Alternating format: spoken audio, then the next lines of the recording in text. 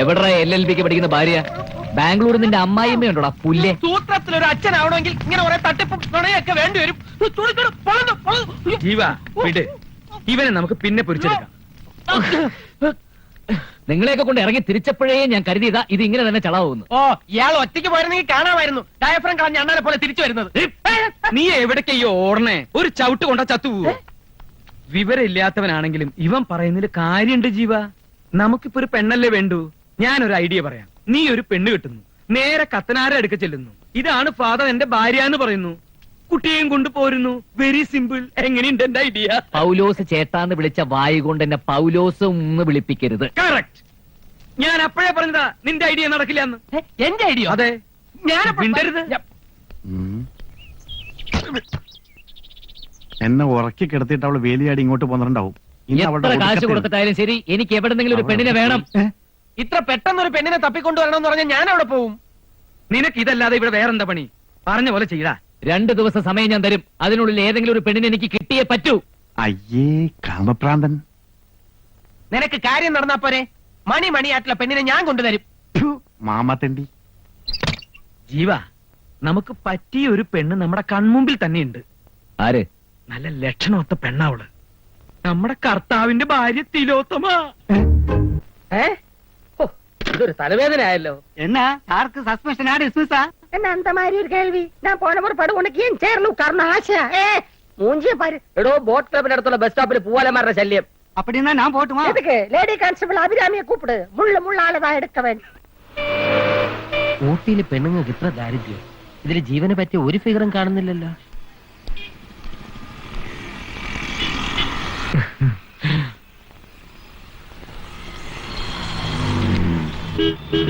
പശുവാണ് സകുനം. കൊള്ളാം.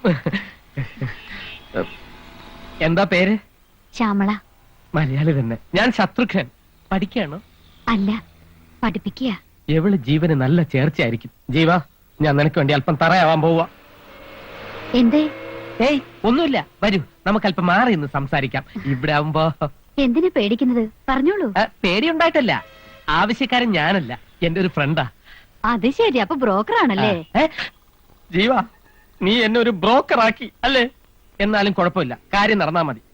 അല്ല, നമുക്ക് പോവാം. എന്തിനാ വിസിലടിക്കുന്നത്? ടീച്ചറാണെന്ന് പറഞ്ഞിട്ട് കണ്ടക്ടർ ആണല്ലേ? പ്രൈവറ്റോ പബ്ലിക്കോ? അല്ലടാ, റിപ്പബ്ലിക്കാണ്. ലേഡി കോൺസ്റ്റബിളിന്റെ കമലടിക്കുന്നോടാ.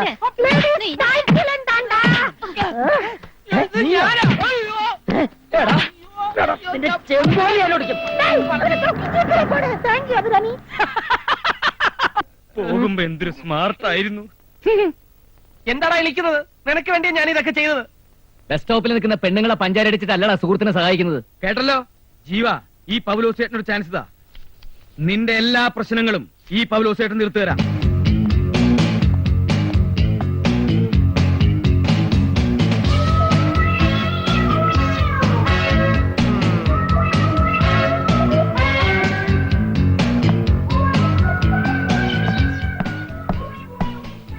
ശ്വാസം വിട്.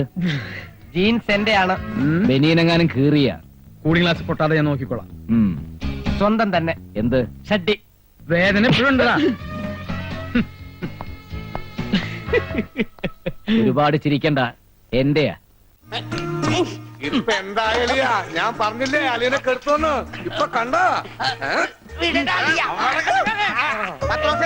മണി ഓർഡർ പിടിച്ചേക്കുന്ന പോലെ പിടിച്ചേക്കണം. ഇത് ലസ്യോണ് കേട്ടാ. എന്ത് മത്സ്യം? മത്സ്യോന്റെ ലസ്യോണെന്ന്. ഇതിങ്ങനെ മൂക്കിലെ കുമുതിക്കേറ്റും കേട്ടോ കൊണ്ടുവരാനെ. ഇവനെങ്ങനെ മൂക്കിലൂടെ ശിരസിലേക്ക് തുളഞ്ഞു കയറുമ്പോൾ മിസൈൽ പാഞ്ഞു പോകുന്നത് പോലെ അമേരിക്കയിലൂടെ ഉഗാണ്ടയിലൂടെ കോതമംഗലം വഴി താഴോട്ട് പോകും. അളിയ കറക്റ്റ് ചെയ്ത് ശരിക്കും മൂക്ക് പിടിച്ചു. മൂക്ക് നേരെ പിടി അളിയാ. മൂക്ക് നേരെ പിടി പത്രോസേട്ടാ.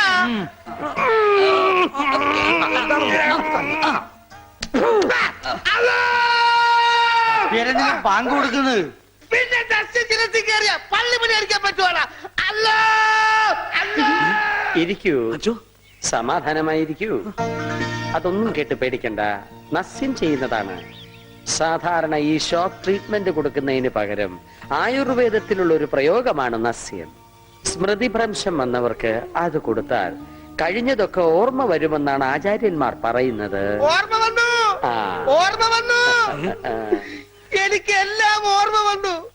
കഴിഞ്ഞ ജന്മത്തിൽ നടന്ന എല്ലാ സംഭവങ്ങളും എനിക്ക് ഒറ്റയടിക്ക് ഓർമ്മ വന്നു. ആ നസ്യം എന്റെ നോസിലേക്കാണ് ഊതി കയറ്റിയത്.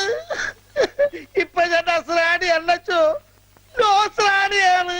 എന്റെ കർത്താവേ. അയ്യോ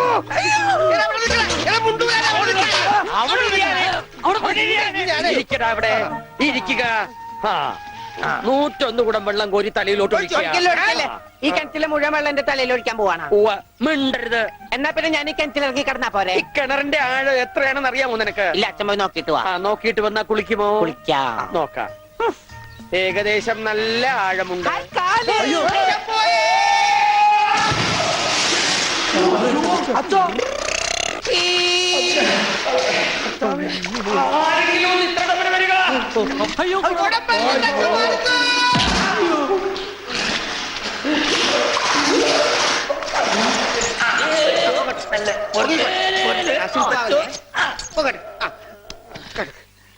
അനക്കല്ലേ, ഈ മൺകിരിയുടെ തലേന്നൊന്നും ഊരിക്കോട്ടെ. കുടത്തിന്റെ ബാക്കി അച്ഛൻ വിഴുങ്ങിയ.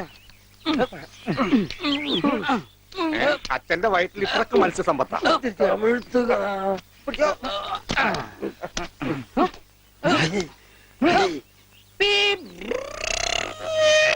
ഇവൻ അങ്ങടെ ഈ ബാണം വിട്ട പോലെ ഓടണം. ആരുടെയെങ്കിലും മുണ്ടരിക്കാനാവും. അവൻ പഞ്ചവർണ്ണത്തിന്റെ മുണ്ട് പറിക്കാൻ പോകും.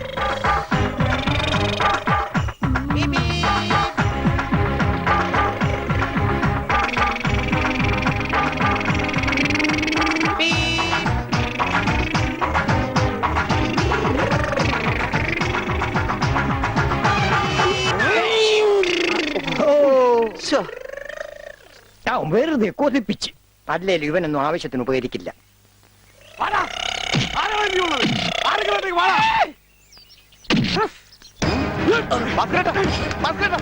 എന്തായി കാണിക്കുന്നത്?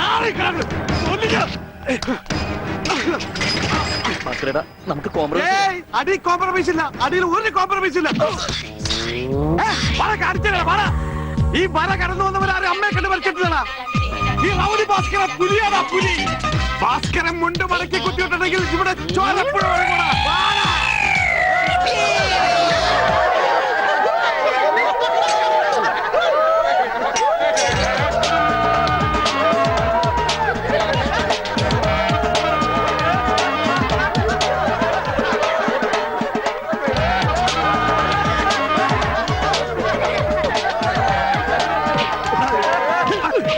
നമുക്ക് കോംപ്രമൈസ് ചെയ്യാം. അടിയിൽ കോംപ്രമൈസ് ഇല്ല ചേട്ടാ. എന്റെ അടിയിൽ കോംപ്രമൈസ് ഇല്ലെന്നാ പറഞ്ഞത്.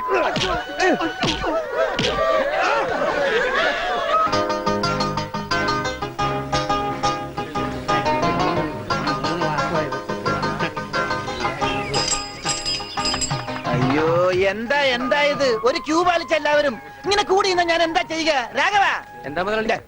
നിന്നോട് പലതവണ ഞാൻ പറഞ്ഞിട്ടുണ്ട് മുതലാളി എന്ന് വിളിക്കരുതെന്ന്. നീ എന്നെ സാറേ എന്ന് വിളിച്ചാ മതി. നീ പോയി സാറിന് ചായ മേടിച്ചിട്ടുണ്ടാ ചെല്ലി. കൃഷ്ണൻകുട്ടി, 4 ദിവസവും ഞാൻ തുണി കൊടുത്തിട്ട് ഇതുവരെ തയ്ച്ചു കിട്ടിയിട്ടില്ല. ഞാൻ കൊടുത്തിട്ട് 7 ദിവസമായി. നിങ്ങൾ ഇങ്ങനെ എല്ലാരും കൂടി ബഹളം വെച്ചാൽ ഞാൻ എന്ത് ചെയ്യാനാ? തുണി ഇങ്ങനെ വെറുതെ കൂട്ടി തന്നാ മതിയാ? നല്ല ഉറപ്പ് വേണ്ടേ? അതിന് സമയം എടുക്കും. ഗ്യാരണ്ടി ഉള്ള സ്റ്റിച്ചിങ് ഇവിടെ. ഗ്യാരണ്ടിയോ? അതെ, 6 മാസത്തെ ഗ്യാരണ്ടി. 6 മാസം കഴിഞ്ഞാലോ? ഗ്യാരണ്ടി കഴിഞ്ഞു. കൃഷ്ണൻകുട്ടി, എനിക്കും അടിക്കണ 2 പാന്റ്.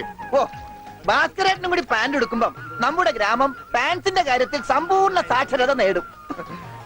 ഇതെന്താടാ പാന്റ് നീ വാടകയ്ക്കും കൊടുത്തു? അതെ, അടുത്തുള്ള ഗ്രാമത്തിൽ നിന്ന് ആരെങ്കിലും കല്യാണം മറ്റോ വിളിക്കാനായിട്ട് മുണ്ടെടുത്ത് വന്നാല് ഇവിടുന്ന് പാന്റ് എടുത്ത് അവർക്ക് അപമാന ഭീതി ഇല്ലാതെ നടക്കാം. മണിക്കൂറിന് 10 രൂപ 75 പൈസ.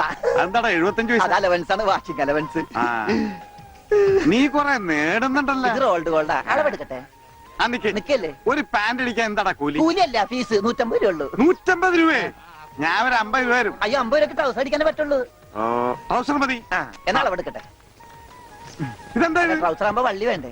വള്ളി വേണ്ട, വള്ളിക്കുള്ള തുണി തയ്യില്ല. ആണോ? അപ്പൊ ഇവിടെ എടുക്കാം. ഇറക്കം ഇത് മതി. അരയിഞ്ച്. അല്ല, ചെരുപ്പ് വരെ ഇരുന്നോട്ടെ. ചെരുപ്പ് വരെ അല്ലേ?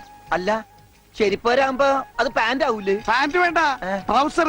ചെരുപ്പ് വരാൻ നീളമുള്ള ട്രൗസർ ഇറക്കം കൂടാൻ നേരത്ത് 2 മതി. പാന്റ് ഒന്നുമില്ല. അതെ, ഇന്നീ എന്നാ ഞങ്ങൾക്ക് ട്രൗസർ മതി. അയ്യടാ, ട്രൗസർ എടുക്കാൻ പറ്റിയ പ്രായം. തനക്ക് തുണി ഇല്ലാതെ നടന്നാ മതി. പണ്ടാരും ചെയ്യും. ഞാൻ പച്ച തുണിയാ കൊടുത്തത്. ഞാൻ നീലയാ കൊടുത്തത്. കൃഷ്ണൻകുട്ടി, ഞങ്ങളെ കാല് തിരിഞ്ഞു പോയി. തല തിരിഞ്ഞു പോയെന്ന് കേട്ടിട്ടുണ്ട്. കാല് തിരിഞ്ഞു പോയെന്ന് ആദ്യമായിട്ട് കേൾക്കുക. പല ഡോക്ടറെ കൊണ്ട് കാണിക്കണോ? ഡോക്ടറെ കാണേണ്ട നീ ഞങ്ങളുടെ കാലും മര്യാദക്ക് മാറ്റി വെച്ചതാ. എവിടെ മാറിപ്പോയെന്നാണ് ഈ പറയണത്? തന്റെ പാന്റിന്റെ കളർ എന്താ? നീല. ഇങ്ങനെ നീങ്ങിന്നേ. ഇത് നീലായില്ലേ? താൻ ഇപ്പുറത്ത് വന്നേ. പുറത്ത് വാടോ. വെളിച്ചപ്പാടിന്റെ പാന്റിന്റെ കളർ എന്താ? പച്ച. പച്ചയല്ലേ രണ്ടു കാലും? എന്താ പറയണം? നടക്കുമ്പോ അങ്ങനെ അഡ്ജസ്റ്റ് ചെയ്താ പോരെ? ശരിയാ. പോ ചെല്ല്.